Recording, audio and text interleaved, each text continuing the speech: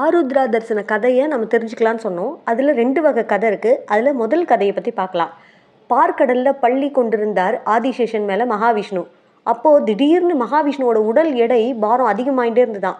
இதை உணர்ந்த ஆதிசேஷன், நாராயணா என்ன உங்கள் உடல் எடை பாரம் அதிகமாகிட்டு இருக்கே, அதுக்கு என்ன காரணம் அப்படின்னு கேட்டாராம். அதுக்கு நாராயணர் சொன்னாராம், மகாதேவன் ஆனந்த தாண்டவம் ஆடின்னு இருக்கார், அதை நான் பார்த்துட்டு இருக்கேன். அதனால தான் அந்த பூரிப்பில் என்னோட உடல் எடை கூடுது, உனக்கு அந்த பாரம் தெரியுதுன்னு சொன்னாராம். சொல்லிட்டு சுவாமியோட அந்த நடனத்தை பற்றி விவரித்து சொன்னாராம். இதை கேட்டதும் ஆதிசேஷனுக்கும் சந்தோஷமாயிட்டான். மகாவிஷ்ணுவே, எனக்கும் அனுமதி கொடுங்களேன், நானும் போய் சுவாமியோட இந்த ஆனந்த தாண்டவத்தை பார்த்து புண்ணியம் பெறுறேன் அப்படின்னு சொன்னாராம்.